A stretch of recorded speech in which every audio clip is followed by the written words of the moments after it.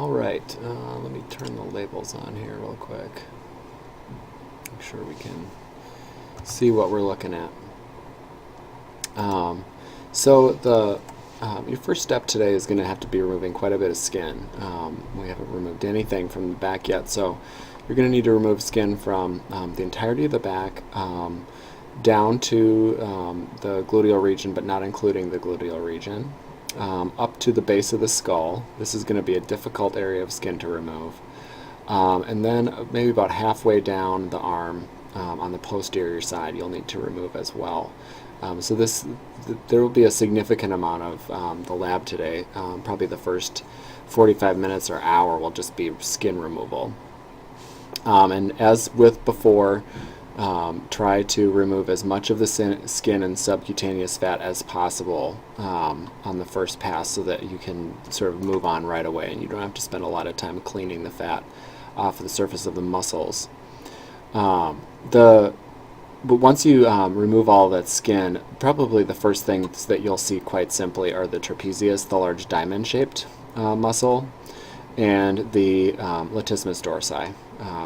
These two muscles are quite large, and you should be able to identify them quickly. The next step would probably be to identify some of the bony landmarks on the scapula. This will be helpful references for you as you work your way through the work today. The acromion of the scapula at the top, the spine along the back, these are easily palpable if not visible. And then at the inferior angle at the bottom end of the scapula. So take a second and look for those. This will also help you find this triangle right here called the triangle of auscultation.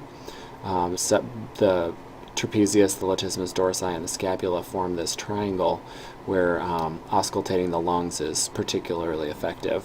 So just a little bit of landmark work up front that I think would probably be helpful.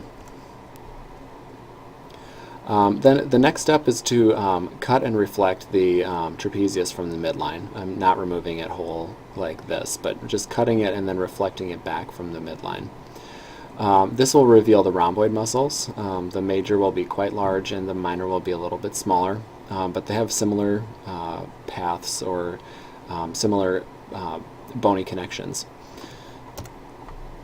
Then by reflecting the rhomboid major from the midline, you'll find the serratus posterior superior, which is officially getting to the intermediate layer of back muscles. You'll probably also at this point be able to find the levator scapulae, which is similar to rhomboid minor in its origin, but instead of attaching to the spinous processes, is more vertical and attaches to transverse processes up higher in the neck. So these muscles are all about in the same area. It's possible when you reflect rhomboid major, this serratus posterior superior might stick to the inner surface of rhomboid major. It's a pretty thin muscle. If you remember from back in Unit 1A, this muscle is a accessory respiratory muscle. It's not a very big or significant muscle. So it's possible this might reflect with this, but if you do have it, it'll be immediately distinctive by its serrated appearance. Then we want to move up into the neck, and this will require that efficient skin removal up in that area.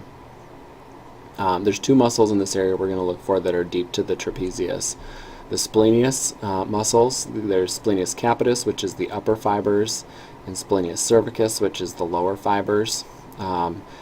Together, left and right, they form kind of a V shape. They have very angulated fibers. And then deep to the splenius, we'll reflect that off the midline as well. We're going to see the semispinalis, which is essentially a bundle of vertical fibers that run deep to the splenius. The next step is to reflect latissimus dorsi from the midline. Again, you may find the serratus posterior inferior here, but there's a good chance that when you cut the latissimus dorsi and reflect it, this serratus posterior inferior will reflect with it and it'll be stuck to the deep surface, so don't be surprised if that's the case. If you do happen to leave it down, then you're going to go ahead and cut this off the midline and reflect it, just as we have before, and then that will show us the three muscles of the deep back that we'll find today: the spinalis, longissimus, and iliocostalis. This group collectively forms the erector spinae. So you see this whole back dissection is really all about finding a layer of muscles, cutting it off the midline, and reflecting it, going to the next layer, going to the next. So there's not a lot of worry about damaging structures because the next structure, chances are, will also be reflected from the midline. So you'll pretty much work your way through the same process time and again in the back. At the beginning, you might notice some of these small nerve fibers that are piercing through the muscles of the back. These would be cutaneous branches of the dorsal rami. None of these are objectives. They're innervating the skin of the back. But the one nerve that we do want to find in the back region is going to be on the deep surface of the trapezius. And it's a little bit more difficult for me to demonstrate in this model than it is in your body, because you can simply flip the trapezius muscle over and find it pretty quickly. But what you should be expecting is a pretty long nerve. It originates from the brainstem and then has a long course along the deep surface of the trapezius. It'll be adhered to that muscle, so you'll need to search through the fat to try and find that spinal accessory nerve. That's the back portion of the lab. The second part of the lab turns to the shoulder, and this is a lot more muscle work, just like we did with the back. And reinforce your understanding of the scapula before you go too much farther at this, because you want to make sure your landmarks are clear. But the first thing you should probably do with the scapula is go ahead and remove, there's going to be a pretty dense fascia that's covering this portion, and probably this portion as well, of the whole scapular area.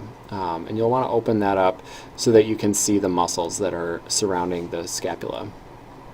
These we've already seen: rhomboid, major, minor, levator. These we'll need to identify: the supraspinatus, which is above the spine, the infraspinatus, which is below the spine. There are two muscles called teres muscles. There's teres minor and teres major. Minor is smaller, major is bigger. And then, of course, the deltoid.